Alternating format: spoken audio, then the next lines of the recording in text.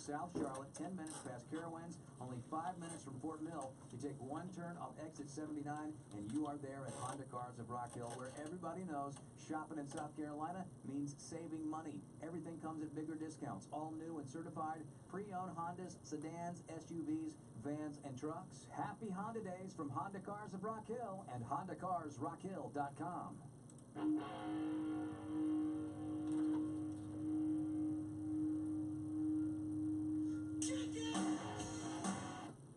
Welcome back to Show You Real Estate Today. Thanks for being with us. I'm Paul Jamison, your host with the Jamison family of companies, Jamison Realty, Jamison Property Investments, Jamison Property Management.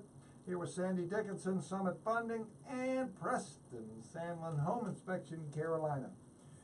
If you want to call us, you have a question for Preston, Sandy, or myself about real estate, mortgages, home inspections, or your home, 704-570-1110. 704-570-1110. Okay, Sandy, let's jump back over to you on, first of all, the conforming limit is about to change. And what does that mean, and how much is it changing to? Well, it's been for this year $453,100. That's anything above that has been a jumbo product. Okay. So now it's $484,350. So it jumped pretty good. $484,350. I mean, couldn't they just round up? No, I mean, look at FHA at $294,515. Yeah, definitely. But that's exciting news because the prices of the houses have over the last year or two have gone up, and so it makes it a little bit easier to finance because jumbo loans have different investors. They're all they all have different they all have different crazy rules, and they're more difficult on people, you know, gathering documents. What happens when somebody buys a more expensive house? Do they go with a jumbo loan, or do they get two separate non-jumbo loans? How does that work? I look at it depending on if they're strong and if they have high credit and great assets and it doesn't look too crazy, I'll go with one loan every day. But if they have a house to sell and they want to take that money and put it down on the new house, or if their credit's not, you know, in the high sevens, then I'll take it two times. Yeah. The first and second. Okay. All right. So one of the things that we talked about this morning was this 2-1 buy down. What's going on with that? So we used to have it in the olden days, and it's come back. It's a temporary buy down as opposed to permanent. So what does that mean? Yep. That means instead of paying a point to lower your rate of 0.25% for the life of the loan, instead we put some money in an escrow account, and it subsidizes your rate and your payment over 2 years, 2 or 3 years. So you might have say your mortgage rate is at 5 1/4. This would allow you to have a first year rate at 3 1/4, a second year rate at 4 1/4, and then a permanent rate at 5 1/4 for the remaining 30 years. So we take the difference of those payments and stick it in an escrow account provided by the seller, is what we have right now. And then the seller doesn't have to reduce the price, so it's a benefit to him. It's less expensive, and then it subsidizes your payments over 2 years. It lets you get used to those payments. We call it a smooth start program. So it's very smooth, and you can start making payments, and then they'll increase each year until they're fixed. So you don't have an arm; it doesn't change constantly like an arm payment would. There's less risk. I don't know. I like the program. You do qualify at the 5 1/4, not the 3 1/4, but the benefit is that you ease into it, and I think you get more bang for your buck by doing the temporary versus the permanent. Needs a fun name, like a Barry White. Yeah, baby. Yeah. Super smooth. You know, that's pretty creative. I've not ever heard of that before. That's 2 things today. I'm full now.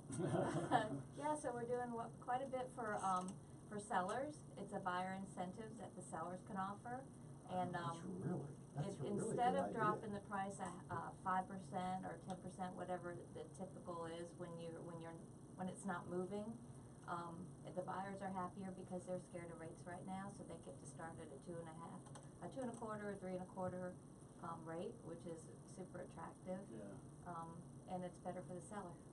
And the cost of the seller is?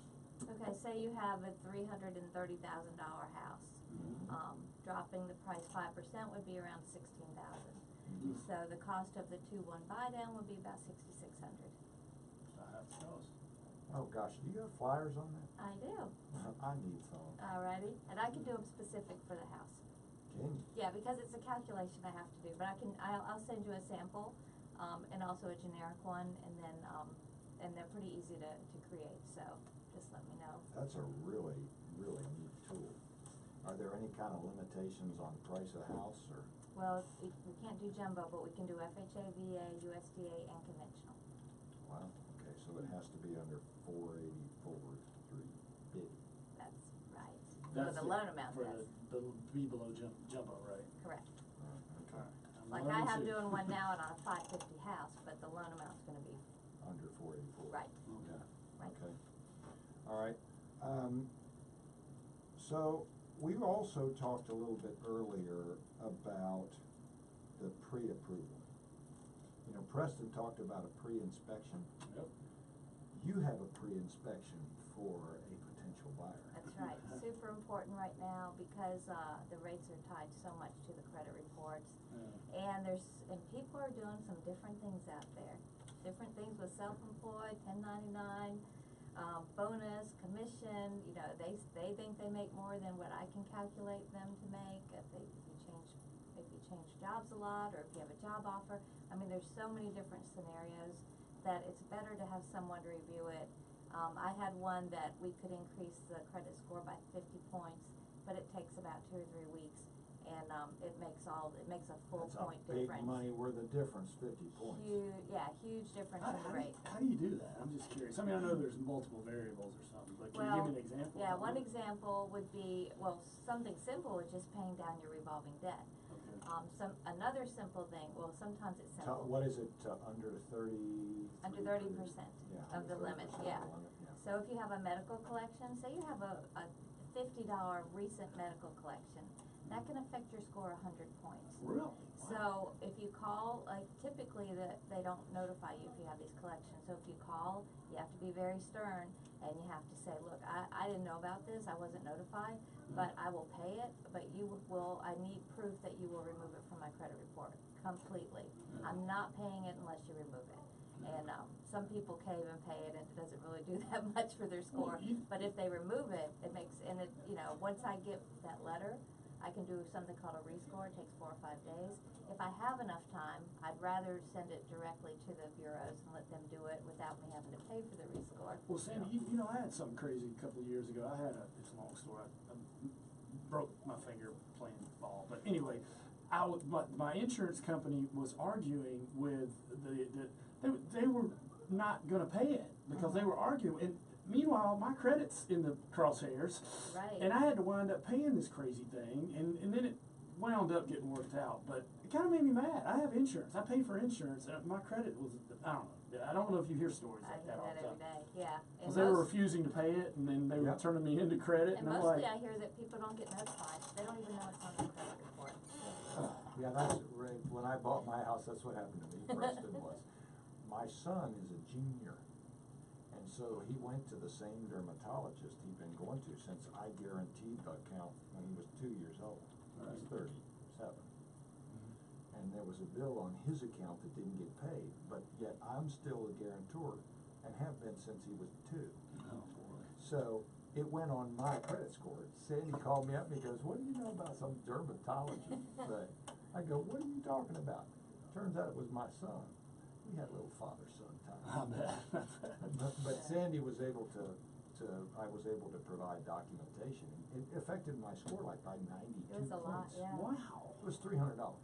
I'm going home and call. Who do I call? Do I call you, or do I call the Well, guy? All Sandy, right. speaking of that, I need to where, get my check if they checked call out. you, can you do a pull that doesn't affect their Yeah, credit 'cause score? if Or you are they pull- better off No. doing a free karma, No, credit go, karma? yeah. Or- They're now, the algorithms are different, so they're not gonna be exactly like my scores. Yeah, but you can see everything. can't you? Yeah, but you can see everything. And one more point about pre-approvals, is now is a great time to do it too, because before you do your tax return if you're self-employed, because if you're thinking you're gonna write off everything in the world and you're gonna net $100 and not pay much taxes, guess what we're gonna use to qualify you for your loan? $100. Yeah, and the difference between quickly pre-approval and pre-qualification. That's a big Yeah. deal in my business. Pre-qualification, if you call me and you say, I found this house, I wanna make an offer, I'll take information over the phone and pull your credit. I'm trusting that what you tell me is true. That's a pre-qualification. It looks like you meet all the guidelines, you qualify for the loan. Pre-approval is I actually get the documentation and I run it through the automated underwriting system and I get an approval. Or I can send it to the underwriter and get an actual firm commitment. And you've done a credit pull at that point, right? Yes. Okay, that's the thing. In both because cases, I in do. our business, that's money. If I've got offers, I've got 5, 6 offers. Yeah, you gotta and see it's- who's legit. Yeah. Exactly. You may have a really nice offer, but that person has no proof of funds, and Right. If they're sending me a pre-qual and I've got pre-approvals, guess which one we're gonna go to? Yeah. The one with the money. And even on my pre-quals, I'll put on there what I've verified and what I haven't. Yeah, I really like that difference. I would say that first one's just kind of like word of mouth, but it's not solid. I would say. Right. Before we go to break, just real quick, George, sorry. Preston, are you busy right now? Yeah, I mean, we're pretty busy. I mean, we were rolling along, but about August, September, October, we're a little bit below where we were last year. So I think it's some interest rates and low inventory type sort of stuff. Yeah. Sandy, are you busy? Not as busy as I wanna be. We're down 30%, so, send it over.